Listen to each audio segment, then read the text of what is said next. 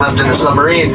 With that said, you guys, I'm your co-pilot Cody in the back. I'm going to go ahead, turn it over to your pilot, Captain Tomo Rogers. We're going and then, of course, your narrator and one of our pilots, Captain Ali Gilman. You guys, let's listen in as they talk us through our dive sequence.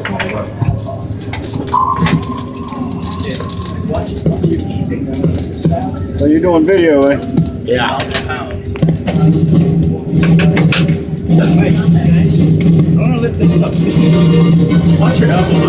Service Atlantis 10 at this time. Our hatches are secure. Life support is on and operating, and power is set.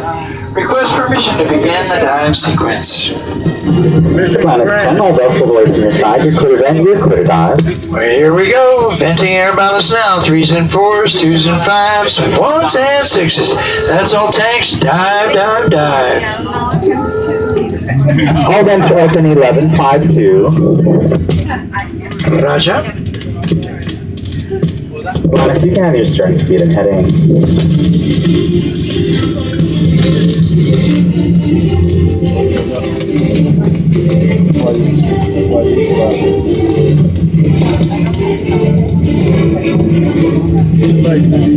Positive, clear vertical. Vertical front is operational. Roger. Little spot the first thing. Competition.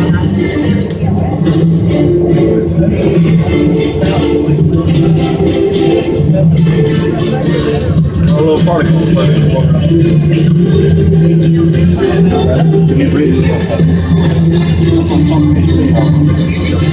Your rails are awash. Roger.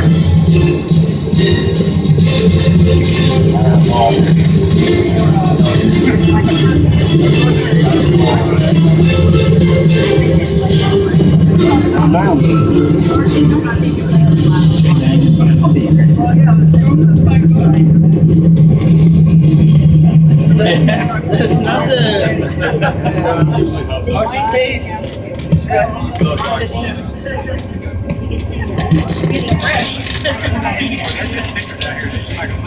Well,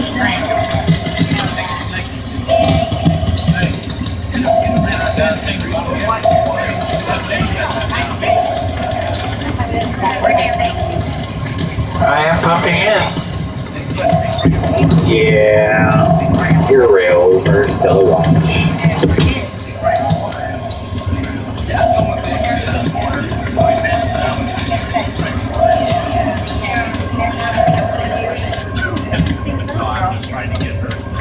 Your sails awash. Your VHF master pilots, which have a great time.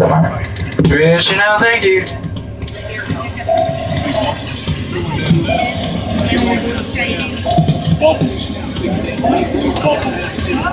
I can see the bottom. There's something like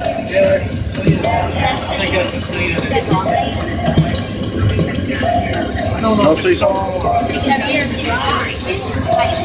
The bottom there? Y'all see that?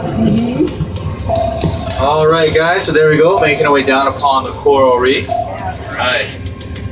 Now, if you guys are wondering where all the fish are at, all right, some of us were wondering already, the fish are down there near the coral reef, so we were actually diving the submarine down to get to meet those fish, all right? We're in approximately about 70 feet of water. If you guys lean forward, look out through your viewports, look down, probably start to see the ocean floor coming into view, all right? We'll see some fish. You can see the coral reef coming into view, and maybe start to see a few fish already. Very, very nice. We see that big. Right. Can everyone hear me okay? Yeah. Yeah, you guys can hear me all right? Okay. How about you guys in the back? Can you guys hear me? Around the sand right All right, raise your hand if you cannot hear me. around the call. All right, yeah, that was a trick question. All right, so if you guys can hear me, look up here towards me, towards the front of the submarine. You can see me standing up, waving to you guys. Hello, everyone. Okay. Everyone on this side of the submarine, you guys are all on the port side, okay? Port side. Up here, right next to me, is a depth gauge, about 50, almost 55 feet. We're 53 right now. Everyone on the other side of the submarine, you guys are all on the starboard side. Right? If you guys look towards your right, all the way on the starboard side, at the back of the submarine, you're going to see Cody, and Cody is pointing to another depth gauge that we have. It's also located right near him. Now, Cody is our co-pilot. He's our co-pilot. He's gonna be kind of like the backseat driver, telling our pilot kind of how to drive the submarine, pretty much. To be more specific, he's gonna tell our pilot how high we are, how close we are, making sure we don't get too close and hit the coral reef, which is a pretty big deal that we don't want. Somebody's tire out, John. All right, so what is all that white stuff out there? That is all sand. All right, that's all sand. Same exact type of sand that you can be walking on our beaches. It just hasn't gotten there yet. Right. So we're at 56, almost 60 feet. Right now I'm going to turn communications back to our pilot. Our pilot today is Captain Tomo Rogers, and we're going to listen to him as he calls our surface crew using the underwater telephone. Service Atlantis comms check underwater telephone.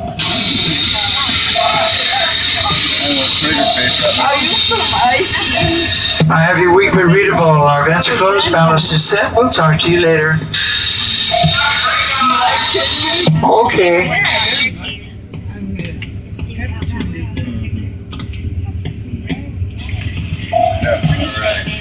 I met a woman the other day who was providing. Now we have just spoken with our surface crew using the underwater telephone. The underwater telephone works similar to two tin cans with a piece of string attached to them. Instead of sending acoustic vibrations through the string, alright, we send acoustic vibrations through the water column. And we have transducers that pick up the fish. Picks up all the noise and vibrations that we release.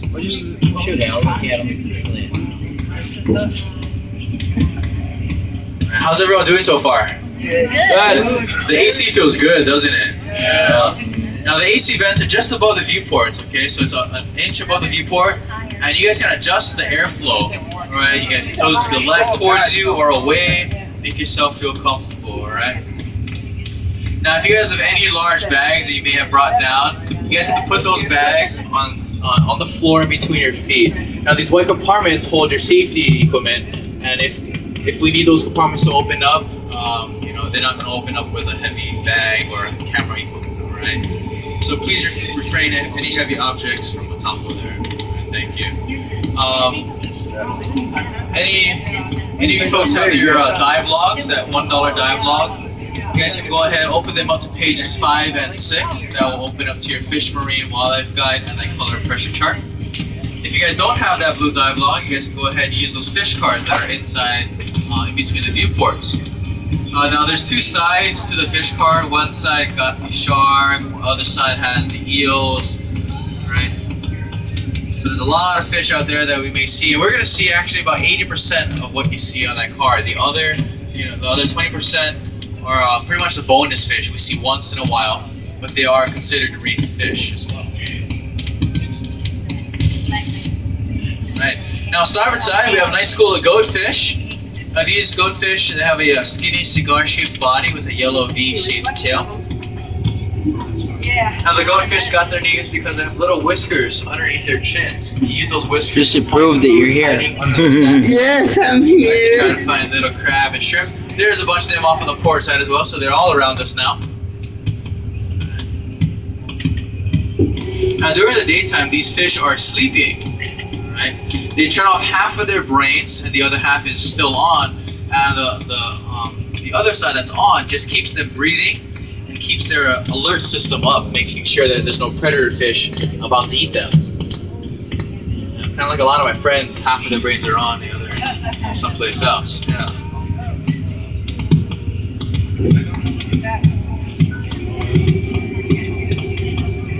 Alright, so there's another group of fish right there. Now those are known as blue line snappers. They have a brighter yellow triangular shaped tail with a yellow, with a blue line going right across their bodies. Those are blue line snappers.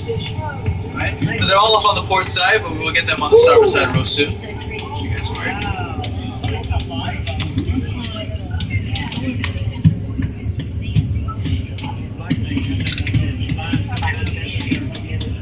Now the blue line snappers are brought here from Tahiti for inshore food source. They are a very, very good eating fish. Now if you guys can, try and repeat after me. Everyone say ono. Ono. One more time. Ono. Ono. Right. Ono translates to tasty or delicious in the Hawaiian language. And that fish is very good eating. The only thing though, you're not gonna find that fish in a restaurant or in the market because this fish has a very short shelf life. After about 24 hours, if it's sitting on the shelf, after 24 hours, the meat turns very soft, like really soft, like kind of almost like tofu or mashed potatoes. Yeah.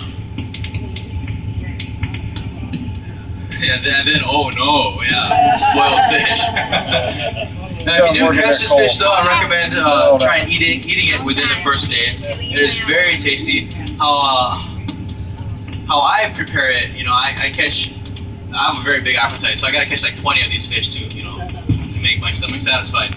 But what I do, I fillet that fish and I deep fry. I fry the skin side first, and then I bake it, put it in the oven at about 350 degrees for about 10 minutes, and that's gonna turn the meat really soft but firm. And right after that, I have a hot pot of peanut oil, and so I'll take that fish out and pour the hot peanut oil right over the skin. It's gonna crisp that skin and fish up really quick. And you're gonna serve it with wasabi, shoyu, and mayonnaise, and man, it's so good. Yeah, that fish just melts in your mouth.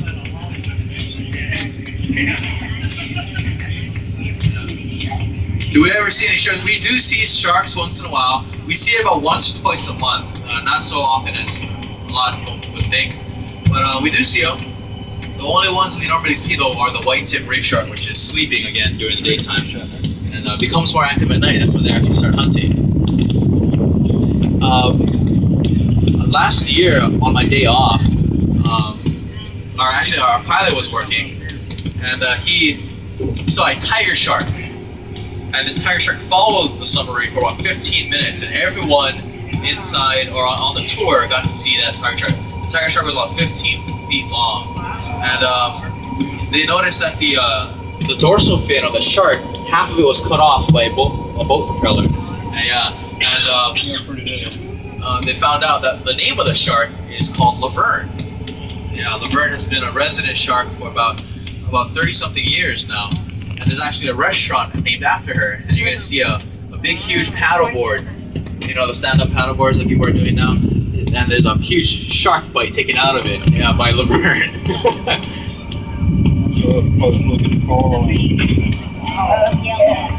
at them. I like all this. You want me want to get a shot at that? All right. Oh, look, snapper side. There we go. So there's the blue line snappers. That's the one that you want to eat within the first 24 hours.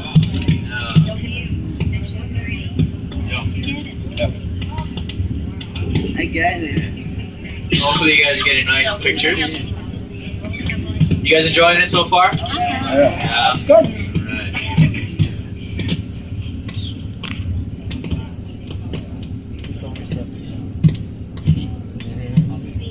Wow.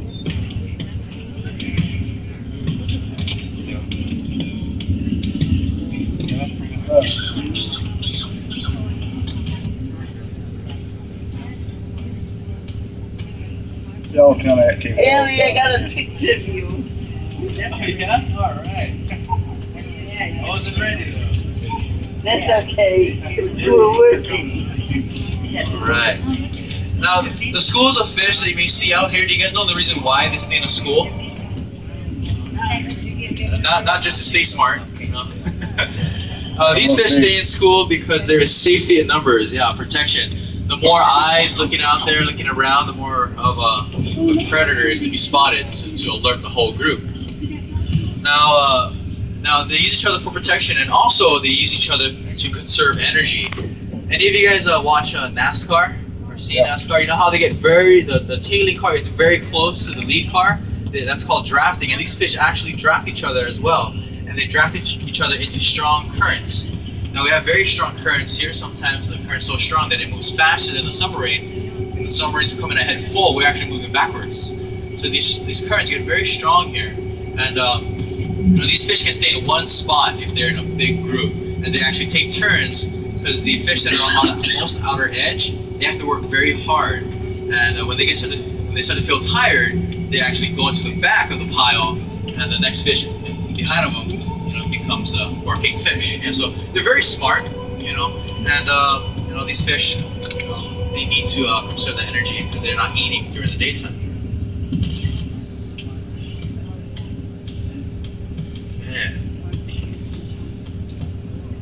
Now, I forgot to mention earlier, are any one of you guys marine biologists? No marine biologists. All right. I can say whatever I want, so.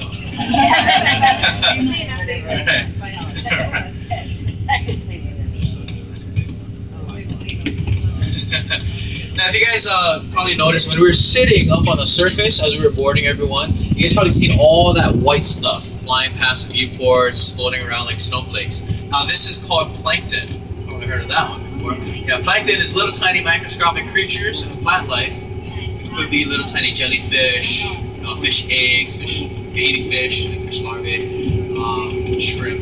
And this is pretty much the largest food source of the whole entire planet. It feeds one of the smallest animals, the coral polyp, which is about the size of a pinhead, working its way to the largest animal of the food chain, the blue whale. Yeah, all these little white stuff flying past the viewports. Yeah. Some of the things that I love to see out here that eat that plankton are the manta rays. Yeah, now the manta rays, we have a large one here. Her name is Big Bertha, and her wingspan is about 18 to 20 feet.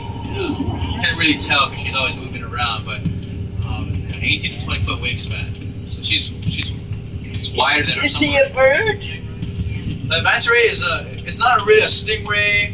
The manta ray doesn't have a stinger at all. They're actually, the only defense that they have is a mucus layer that covers their entire body, and this mucus membrane kind of protects them from bacteria in their skin, like sunscreen. So if you guys are snorkeling or scuba diving, try not to touch that manta ray, because if you were to wipe off even a little bit of that mucus, that part could get infected. Now the manta rays, if you guys really want to go swimming with the manta ray, they do nighttime snorkel dives or scuba dives, and there's two dive sites where you can do it.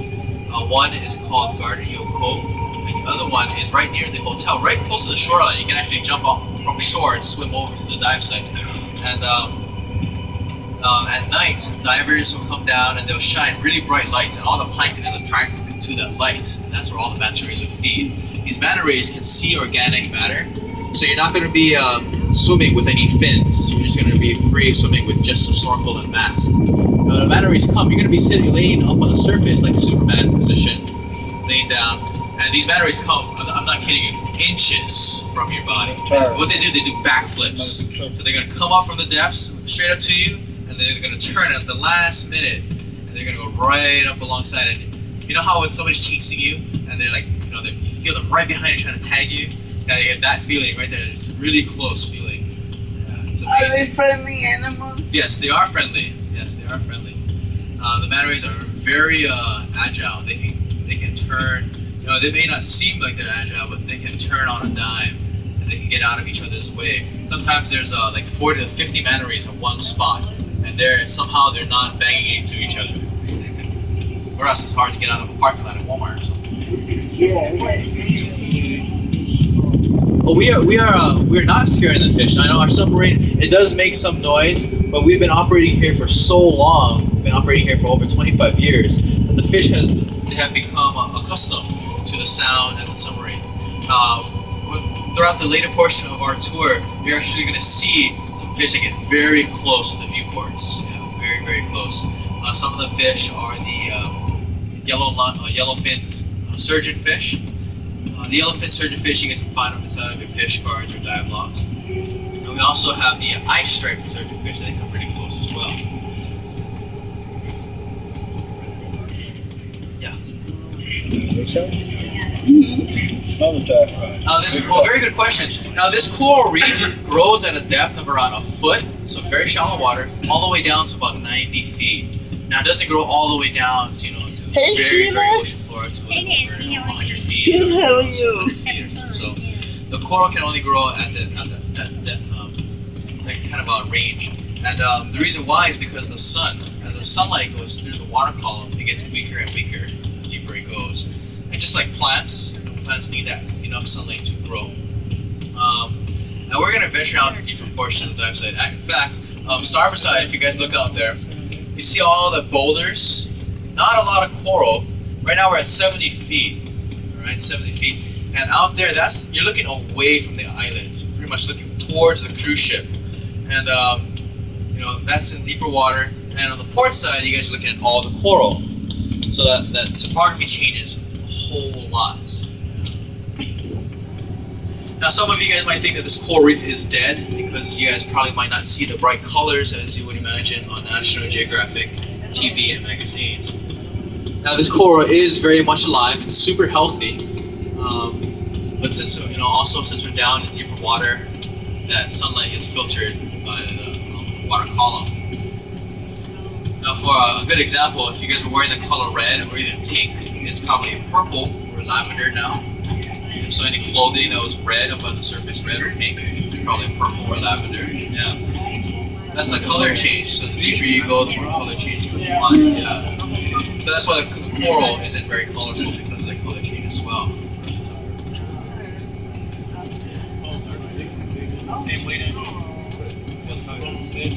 I see the real experience there. Yeah. Amazing. It's like exploring And the so moon. our pilot just told me that we're coming up to our shipwreck, and we're gonna show the shipwreck on the port side first, and then the starboard side right after. Now, starboard side, even though you guys are not gonna look at the shipwreck first, sometimes there's my favorite fish to eat out there. Okay, so try and find them. He's a large silver fish, big doe eyes and a heart-shaped tail. So keep an eye out there for him. And it's called the Grand-Eyed Emperor. But it's gonna come in this side too. So here we go, port side. This is a World War II Higgins-style landing craft. Same exact boat that was in the movie Saving Private Ryan. In the opening scenes, you're going to see a lot of boats just like this storming the beaches and normally drop the bow door and all the troops rush out. Now, a lot of fish has called this place home now. They use that ship for protection. You can see the shape of it there. That's a lot of rock.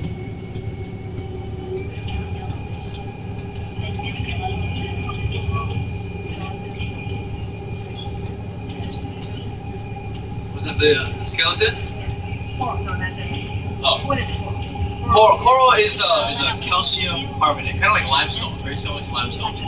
There's an animal called the coral polyp, and that collects the nutrients from the water column and pretty much stacks those molecules up and creates limestone, like calcium carbonate. So that's that outer hard, sturdy structure that we're seeing, the calcium carbonate. Yeah. And those come from, Yes. Yeah. it is animals. Very similar. Yeah. Very similar. Now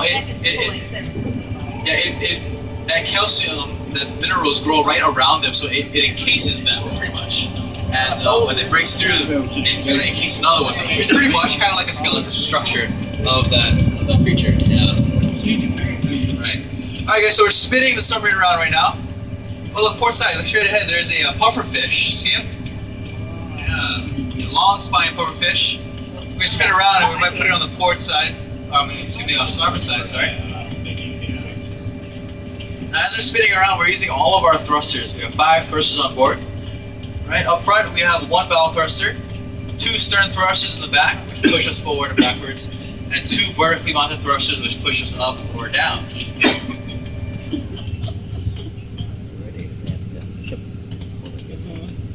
Spinning around right now. So starboard side, get your cameras ready.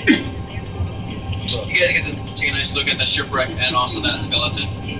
You guys are wondering that skeleton is fake. Right, it is fake.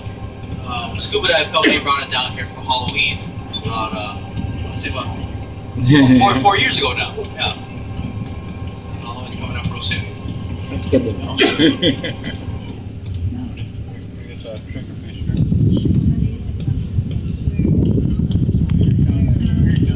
Here we go. The story on how this boat sank was due to a large storm. The captain thought that since this is a military boat, it can last through anything. So he left it out here on its anchor. The storm came in, waves came crashing into the bow door, and it broke the bow door open. Filled it up like a giant bathtub. Take a few more. Been like that for 24 years. They tried to actually salvage this boat, but they didn't have the equipment here on this island. They had to bring it over from Oahu, and it took about 3 days to ship all the heavy equipment to bring this boat up.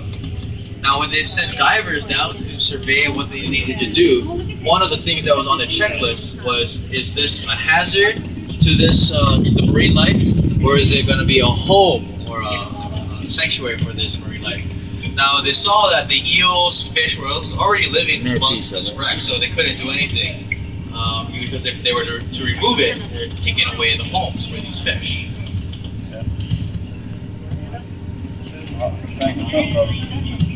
Now they have put a law in place here in Hawaii that if anything were to sink down here, if it's left down here for 2 weeks, you're unable to retrieve it because it could be a home for another animal. Sometimes you might see tires, cinder blocks, cables, all those have to be left out here because so the octopus like to hide inside the tires, also the eels as well.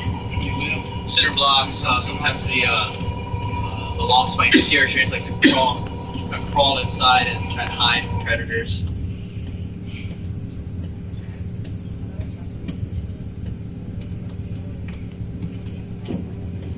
You guys ever see that movie Finding Nemo? Yeah. Yeah, very popular movie. I liked it. Yeah, you like it too? Yeah. Now, Finding Nemo, we have all the fish from that movie except for Nemo. Yeah, yeah, that clownfish. Yeah. Now, that clownfish needs that type of what is that? Sea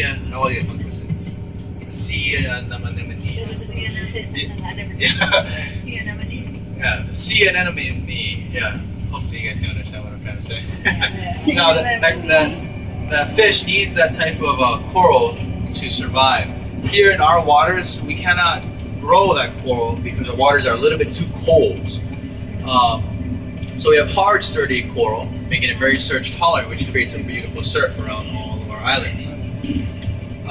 Some of the characters that we have is the yellow tang. The yellow tang here is the lauipala in Hawaii. Small yellow fish about the size of your palm. No other markings. Now that's Bubbles from Finding Nemo. That was the crazy yellow fish in the aquarium tank. Whenever that treasure chest opened up, all the bubbles came out and he came out of nowhere. You're like, bubbles, bubbles, bubbles. So he's out here.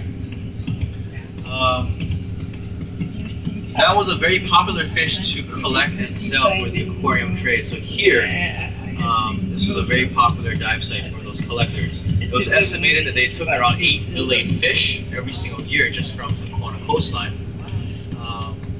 They were doing that for about 5 years and they over-collected. Now about 1% of the fish that was caught would make it to their first year in captivity. All the others would die. So you imagine that. So it's not a very good thing to collect. And also, they're trying to find ways for these fish to procreate, in captivity, but that's not going to happen due to all that stress.